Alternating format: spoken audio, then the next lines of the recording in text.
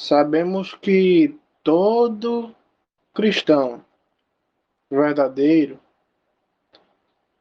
busca a sabedoria de Deus, saber mais de Deus, entender mais a Deus. Embora a gente entenda muito pouco, embora a gente saiba muito pouco sobre Deus, sempre buscamos entender e saber mais sobre Ele. Sempre procuramos saber e entender mais sobre a Sua palavra, sobre o Seu Espírito Santo, sobre Sua maneira de agir, o que Ele quer, como Ele quer, quando Ele quer. E na Bíblia temos muitos versículos. E na verdade a própria Bíblia está aí para que nós busquemos sabedoria de Deus através dela.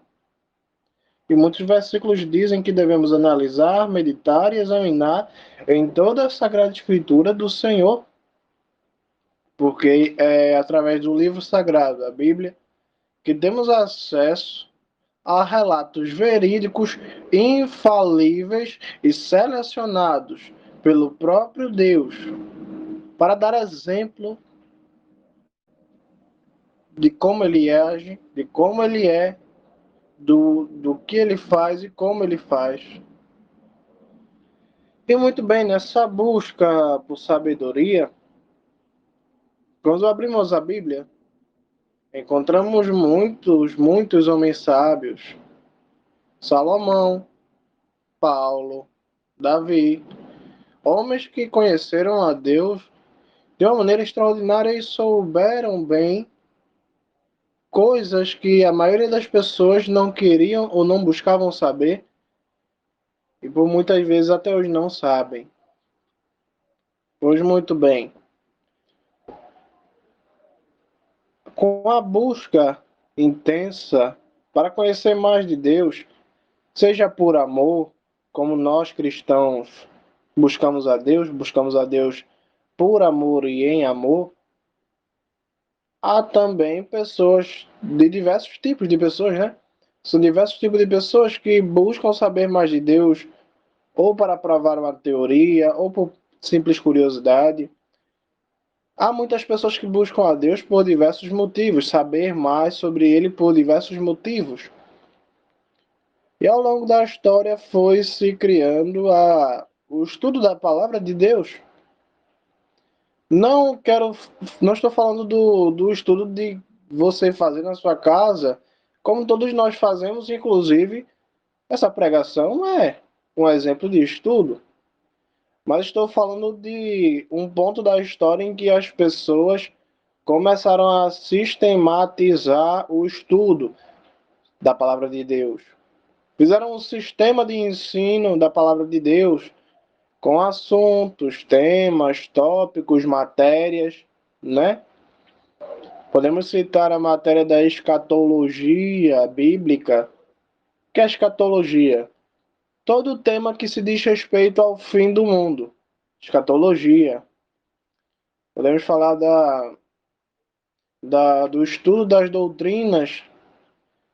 Há pontos até em que a gente vê igrejas tendo a matéria de estudo de demonologia, estudo sobre demônios. Veja que coisa. Mas sim, isso é a coisa mais fácil de se achar em igrejas que ministram aulas de teologia. Desde o momento em que eu me converti, eu sabia e eu vim a Jesus Cristo, sabendo que tudo que eu preciso saber sobre Ele e tudo que eu posso saber sobre Ele está escrito no livro sagrado. E não tem segredo. É somente pedir a Deus para que Ele explique o que está escrito ali, ler, e assim é muito fácil de entender. Porém, alguns homens, muitos homens ao longo da história da igreja cristã, buscaram a Deus de outra forma, entender mais de Deus de outra forma, com estudos de teologia, fazendo teorias, estudos, matérias, seminários, cursos, universidades, faculdades. E eu queria falar sobre isso hoje. Porque, sabe, é interessante de ver como todos os homens notáveis da Bíblia, como Paulo, como Davi, como Moisés, foram homens que não tinham estudo nenhum sobre Deus. Na verdade, Paulo, ele foi fariseu por muito tempo e como fariseu estudou. Diz ele que foi instruído aos pés de Gamaliel. Gamaliel foi um importante rabino para o judaísmo e até os dias de hoje ele é muito citado dentro do judaísmo. Foi um professor de Paulo. Vamos falar sobre isso também. Paulo hoje, pela maioria dos teólogos, dos professores de teologia, Paulo é tido como o maior teólogo. Mas é interessante saber e parar para pensar que o maior, entre aspas, teólogo, como chamam Paulo, ele não fez curso de teologia nenhum. Vamos falar sobre o estudo de fariseu que ele fez, assim como qualquer fariseu da época. Vamos começar lendo a primeira carta aos Coríntios, no capítulo de número 1, versículo de número 10. A palavra do Senhor, escrita pelo Espírito Santo, por meio do apóstolo Paulo. Vamos ler em honra ao único Deus que existe, Pai, Filho e Espírito Santo. Glória a Jesus. 1 Coríntios, capítulo de número 1, versículo de número 10. Paulo está falando aos Coríntios, tratando de uma situação bem interessante. 1 Coríntios, capítulo de número 1, versículo de número 10. Paulo diz assim, olha... Entretanto, irmãos, peço em nome de nosso Senhor Jesus, o Messias, que todos vocês concordem no que dizem e não permitam que se dividam em facções, mas sejam restaurados tendo a mesma mente e o mesmo propósito. Vamos começar por aqui. A partir do momento em que Paulo começa a falar com os coríntios na primeira carta, entendemos que Paulo sabia que os coríntios estavam divididos entre si em facções. Tanto que chega um momento, e a gente vai ler esse momento, em que ele diz que alguns dos coríntios estão dizendo: eu sou de Paulo, eu sou de Apolo, eu sou de Pedro. Dividindo. Estavam criando fã-clubes, divisões, ramificações. É triste parar para pensar que, a partir do momento em que um homem para de buscar o Espírito Santo e a Deus, e começa a se estribar no próprio conhecimento, na própria força, na própria sabedoria, sempre se cria ramificações, variações de doutrina. Porque veja bem, os apóstolos de Jesus Cristo, quem eram? Pescadores, coletores de impostos, todos amigos entre si, mas o fato é que todos eram pessoas da ralé. Não tinham estudo. E outros nem eram tratados como pessoas dignas, como Mateus, apóstolo Mateus, que era um publicano. A Bíblia diz no livro de Atos que quando Pedro e João foram presos pela primeira vez e foram interrogados pela primeira vez, as pessoas do Sinédrio, os fariseus e saduceus, ficaram embasbacados, ficaram perplexos, porque sabiam que Pedro não tinha ensino, estudo nenhum, mas ainda assim estava falando coisas que eram sábias demais para alguém que não tinha estudo.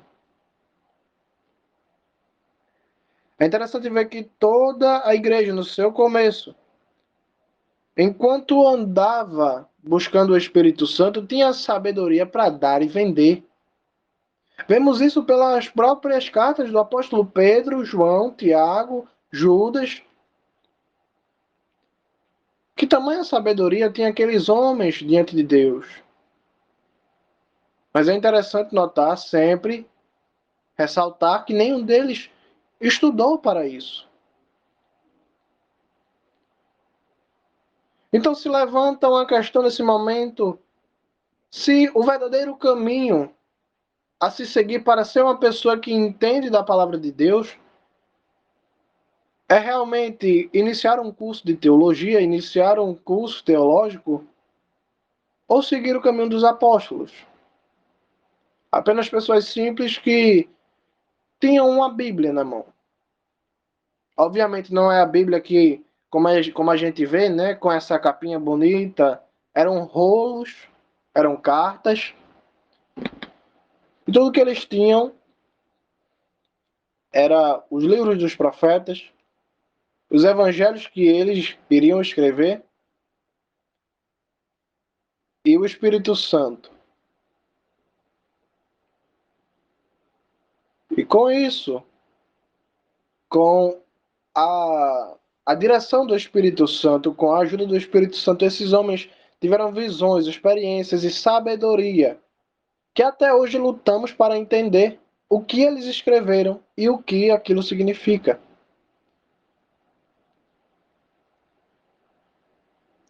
A partir do momento em que a igreja de Corinto, passou a não andar mais na unidade, na união do Espírito Santo, como os apóstolos. Os apóstolos eram 12, mas todos eles seguiam o mesmo evangelho, a mesma doutrina, pensavam de forma igual. Todos eles falam do mesmo assunto nas suas cartas, embora todos eles sejam pessoas diferentes, em momentos diferentes, escrevendo cartas em lugares diferentes e talvez até em épocas diferentes. Todos eles pensam e falam igual. Porque andavam com o Espírito Santo.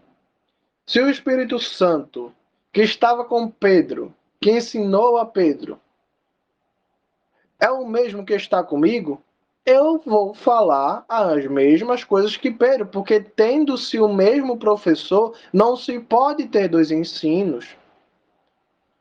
Mas quando a igreja de Corinto passa a não agir como os apóstolos, mas querem agora fazer facções, divisões, vai se criando ramificações. Hoje em dia podemos ver exemplos disso claramente. Tem pessoas que são de igreja tal, tem pessoas que são de igreja tal, e na verdade fazer parte de uma igreja diferente da outra não tem problema, até porque os coríntios eram uma igreja, Filipenses era outra, Gálatas era outra. Mas todos seguiam a mesma doutrina, e quando os coríntios tentaram sair da doutrina, Paulo escreveu essa carta aqui. Mas hoje temos pessoas que umas concordam que se deve comer carne, outras concordam que se deve usar somente saia, outras usam o véu, outras não usam. Vemos um total descaso com a unidade que Deus promoveu. Porque somos um corpo só. Deveríamos ter os mesmos costumes. Todas as igrejas do mundo deveriam ter o mesmo costume, a mesma doutrina. Mas vemos igrejas com doutrinas totalmente opostas, contrárias e polarizadas.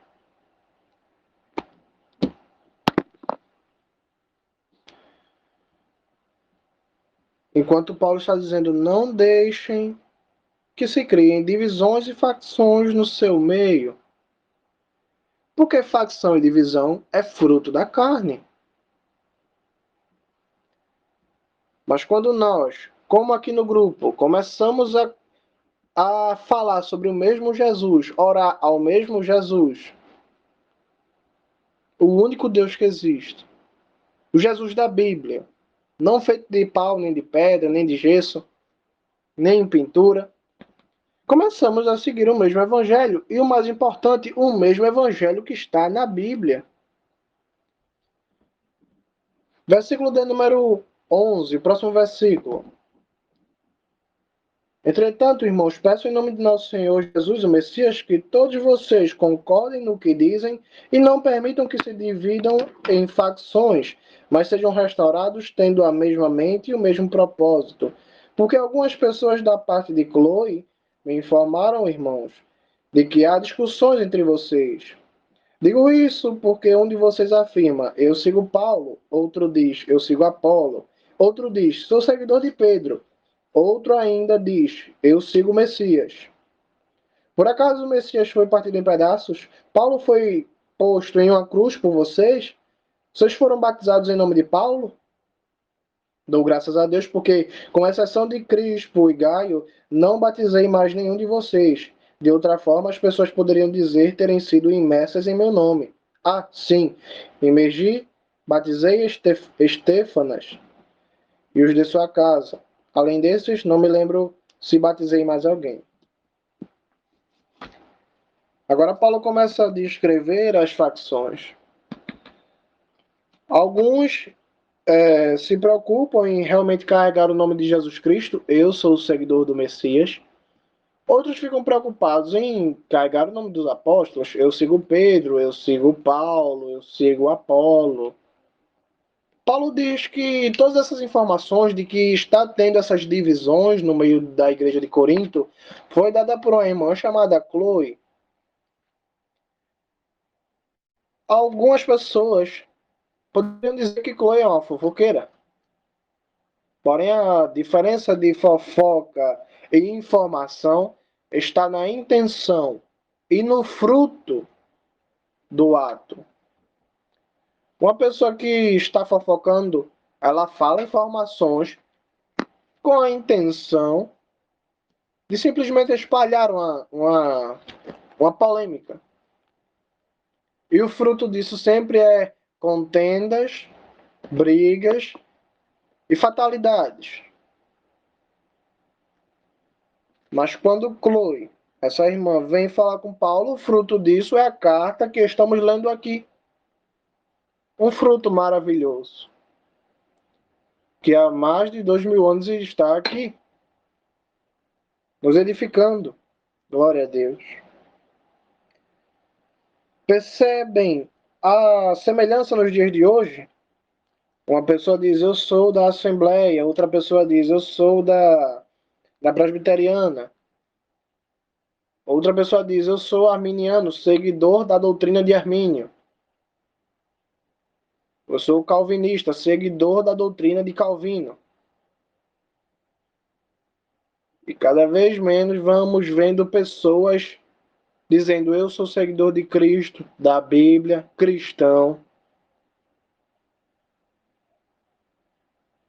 Porque Jesus nos chamou para ser chamados pelo seu nome, pela sua doutrina. Versículo de número 17. Porque o Messias não me enviou para batizar, mas para anunciar as boas novas, e fazê-lo sem confiar na sabedoria, entre aspas, que consiste em mera retórica para não roubar o poder da cruz do Messias. Porque a mensagem da cruz é insensatez para os que estão no processo de destruição, mas para nós, que estamos no processo de salvação, é o poder de Deus. Paulo dá detalhes sobre o seu ministério, sobre o ministério que Jesus entregou em sua mão. Eu não fui enviado para batizar pessoas, mas para pregar o evangelho. E pregar o evangelho sem confiar na, entre aspas, sabedoria humana. Porque a sabedoria humana consiste em mera retórica. E Paulo faz as pregações dele sem confiar na sabedoria humana para que ele não roube o poder, a glória da cruz de Jesus Cristo. Isso diz Paulo. O que é que Paulo quer dizer com isso? Minhas irmãs, Paulo está dizendo que as pregações, as cartas, as evangelizações que ele faz não consistem em sabedoria, em ensino humano, em capacitação humana. Porque se Paulo começasse a pregar pela capacidade humana, ele não iria glorificar a Jesus Cristo. Vamos dizer que Tiago chega aqui com vários diplomas de teologia. Por mais que eu seja bem intencionado, por mais que eu queira dar glória a Deus, sempre tem uma pessoa, sempre vai ter duas, três, quatro, cinco pessoas que vão olhar para mim e vão dizer: ele está pregando assim porque ele se esforçou, ele estudou. E essa atenção vai ser trazida, vai ser posta em mim e não em Jesus Cristo. Mas a partir do momento em que eu chego aqui, sem estudo nenhum, sem nada para apresentar, e começo a fazer pregações que edificam pessoas, a glória é para Jesus Cristo. E dessa forma eu não me torno um ladrão que tenta roubar a glória do que Jesus fez. Assim como Paulo está explicando. Versículo número 19. De fato, diz as Escrituras: destruirei a sabedoria dos sábios e inutilizarei a inteligência dos inteligentes. Paulo cita essa parte da Escritura, isso é uma citação do Velho Testamento, Isaías 29, 14. Vamos seguir a Escritura. Versículo número 20. Aonde isso conduz o filósofo, o mestre da lei ou qualquer dos pensadores de hoje? Acaso Deus não tornou a sabedoria deste mundo louca? Paulo, ele acabou de citar Isaías 29. Destruirei a sabedoria dos sábios e inutilizarei a inteligência dos inteligentes. Paulo cita esse versículo de Isaías e fala assim: aonde isso conduz o filósofo, o mestre da lei ou qualquer dos pensadores de hoje? Acaso Deus não tornou a sabedoria deste mundo louca? O filósofo, ele tem a sua sabedoria ensinada por humanos. O mestre da lei, naquela época e até nos dias de hoje, principalmente, eles são ensinados numa escola de ensino teológico. São ensinados por pessoas, têm lá as suas matérias, têm lá os seus estudos sobre a lei de Deus. E os pensadores também confiam na sua própria sabedoria, nos seus próprios pensamentos. Paulo fala que, acaso Deus não tornou a sabedoria deste mundo louca? Os mestres da lei, os filósofos ou qualquer um dos pensadores de hoje se baseiam em sabedoria deste mundo. Mas Deus, por acaso, não tornou essa sabedoria louca, ou seja, inútil? Versículo número 21. Porque a sabedoria de Deus ordenou que o mundo, ao fazer uso da própria sabedoria, não pudesse conhecê-lo. Portanto, Deus decidiu usar a insensatez do que anunciamos, ou seja, o Evangelho, como um meio para salvar os que vêm a confiar nele. Paulo diz assim, olha, acaso Deus não tornou a sabedoria deste mundo louca? Por que Deus tornou a sabedoria deste mundo louca? Porque a sabedoria de Deus, ela ordena que o mundo, se ele fizer uso da própria sabedoria, ele não vai conhecer a Deus. Porque a própria sabedoria de Deus ordenou isso.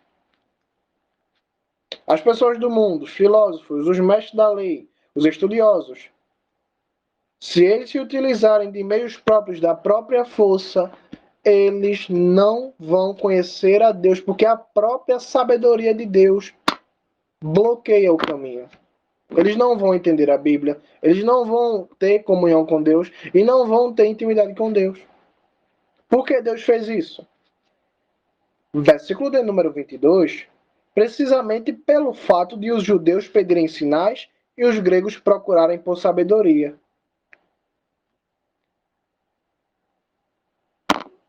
Enquanto Deus, ele quer que nós conheçamos ele, mas que usemos o caminho certo, Paulo apresenta aqui como o mundo, não só a igreja de Coríntios estava ficando em facções, mas também o mundo já estava em facções. Os judeus pediram sinais. E os gregos procuraram pela sabedoria, pelo estudo, pela força do pensamento, de pensar, de estudar, de raciocinar, para tentar entender a Deus.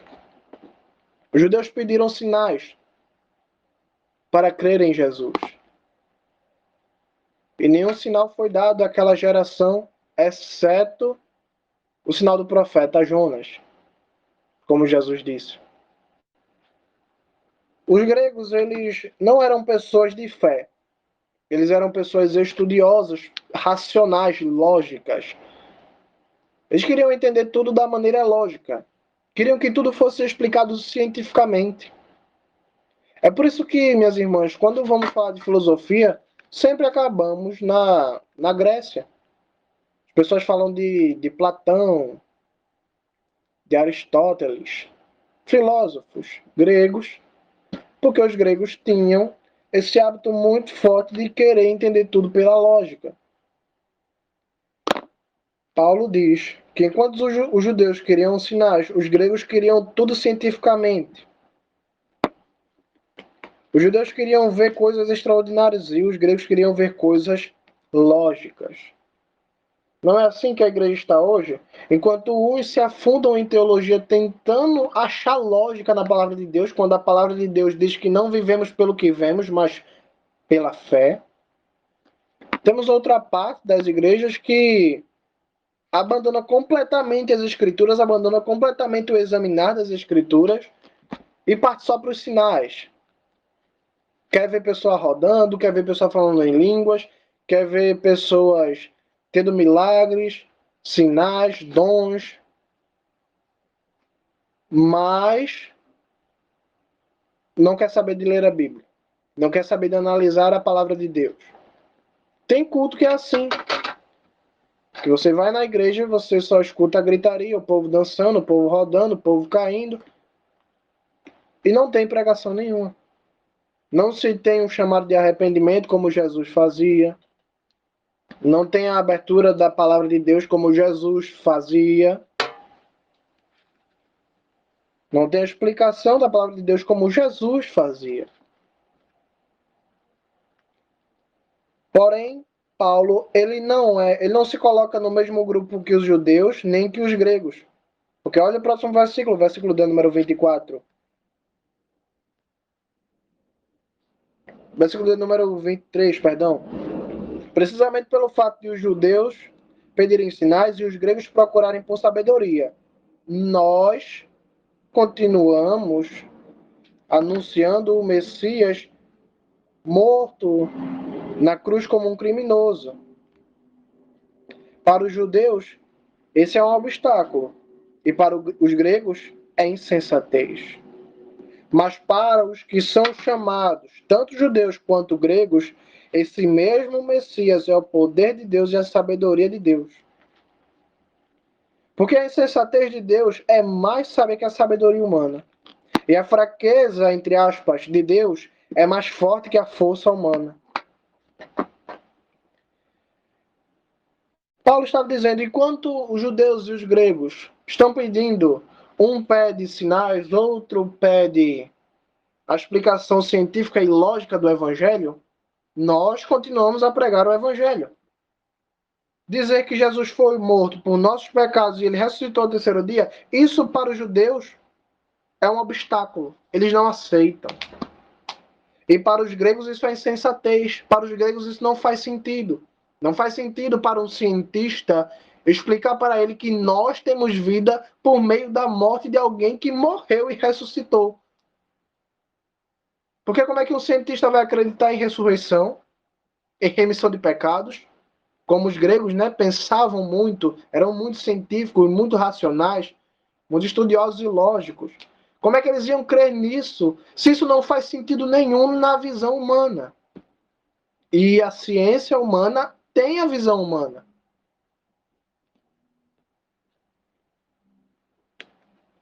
Mas enquanto eles pedem isso, enquanto eles se incomodam com isso, para nós, os que somos chamados tanto dos judeus quanto dos gregos, mas nós que aceitamos a Jesus Cristo, que entendemos e tivemos acesso, esse mesmo Jesus Cristo que para uns não pode ser entendido pela teologia e não pode ser explicado, ele é o poder de Deus e a sabedoria. Porque aquilo que chamam de insensatez de Deus é mais sábio que a sabedoria humana. E aquilo que chamam de fraqueza de Deus, como o Papa disse que a morte de Jesus foi o fracasso dele, o que para muitos é a fraqueza, o fracasso, para nós é fonte de vida.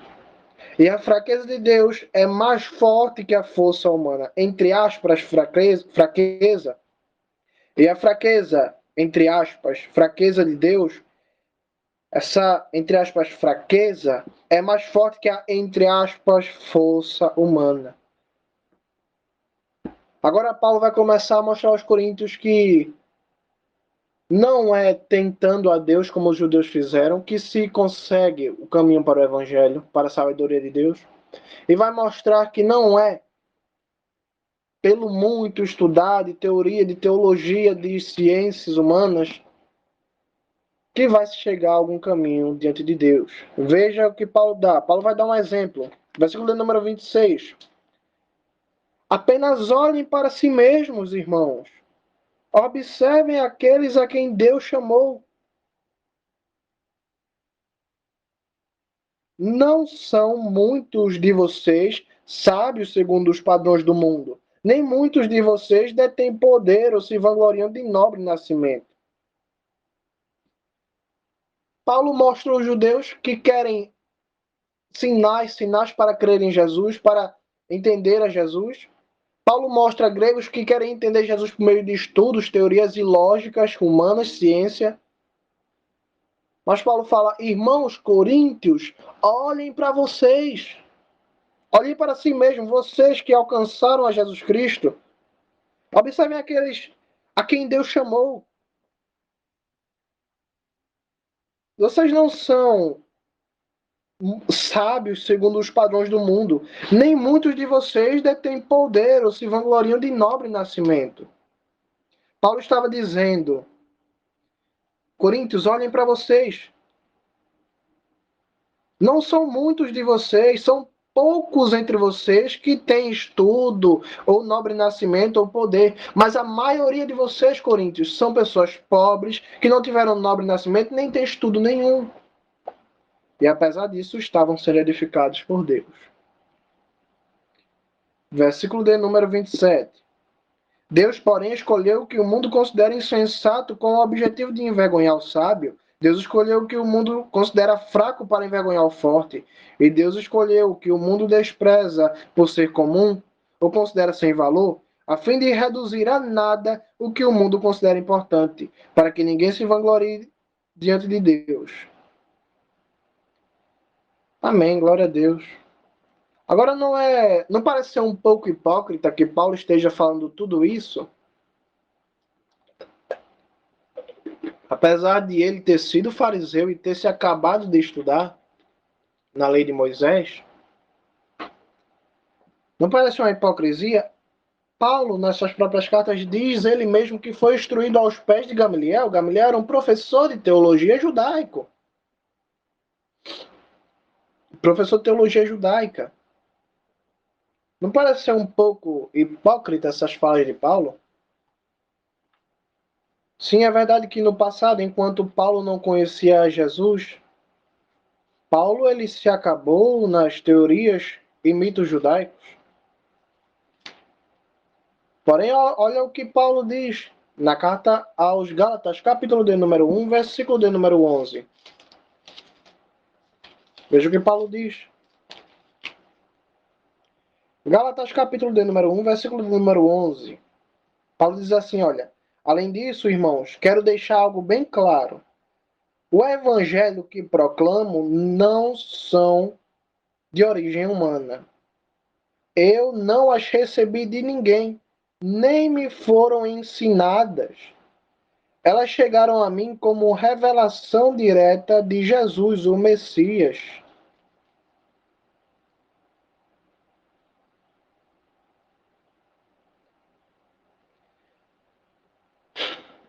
Olha que coisa. Paulo está dizendo que todas as cartas dele, todas as pregações dele, em nenhuma dessas pregações, em nenhum desses relatos que a gente tem na Bíblia, nada disso foi ensinado pelos fariseus. Nada disso foi ensinado por nenhum apóstolo, nenhum humano. Tudo isso ele aprendeu com Jesus somente.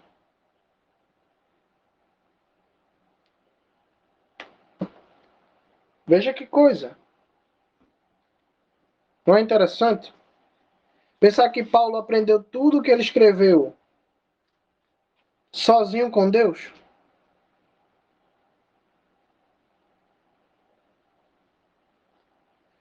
Mais interessante ainda é a sua fala no livro de Filipenses, capítulo de número 3, versículo de número 4.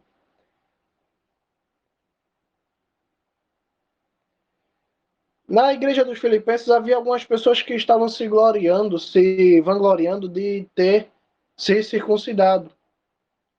E Paulo ele vai mostrar algumas coisas que ele tem, algumas qualidades que ele tem, que poderia dar para ele alguma capacidade de se vangloriar diante do povo.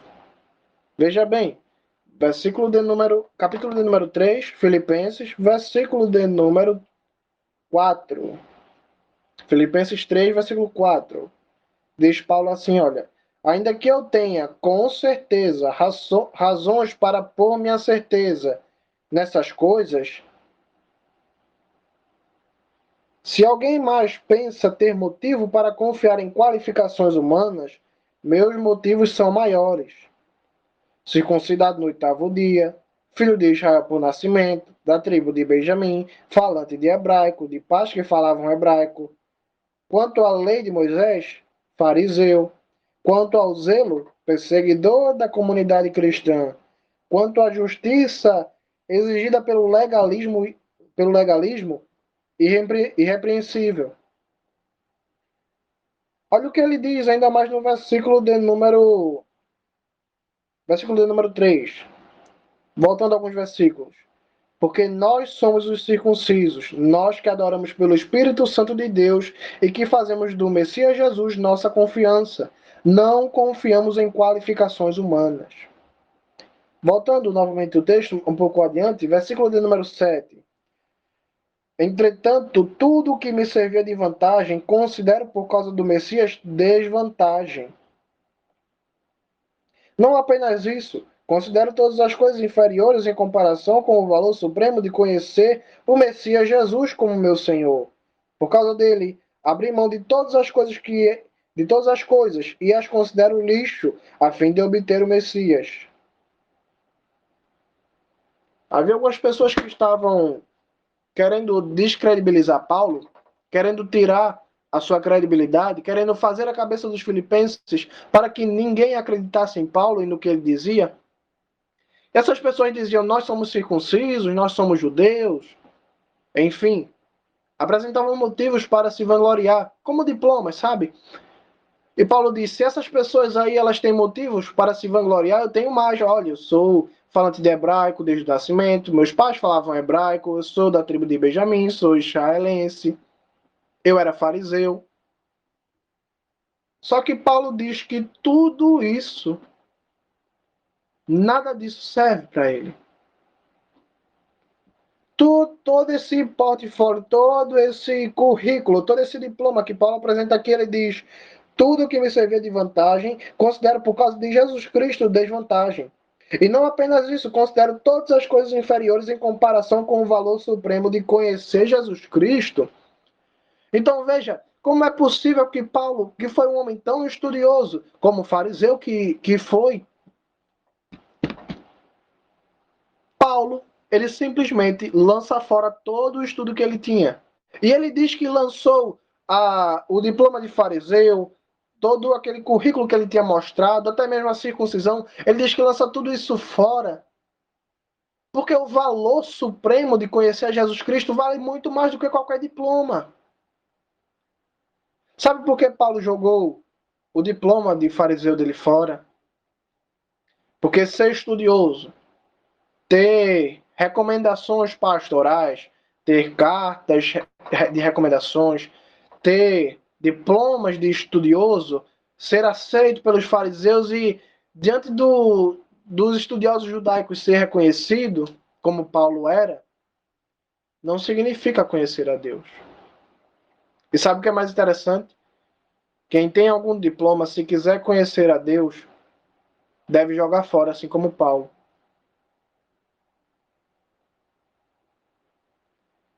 Eu lembro que há 4 anos, quando eu me converti, eu estava pronto para receber meu diploma de formação musical. Eu já estava compondo para orquestras. E eu tinha, na verdade, a capacitação para ensinar em escolas públicas. Se eu quisesse, eu poderia ensinar em escolas públicas, dar aulas de música. Mas quando eu vim para Jesus, eu tive que jogar tudo isso fora.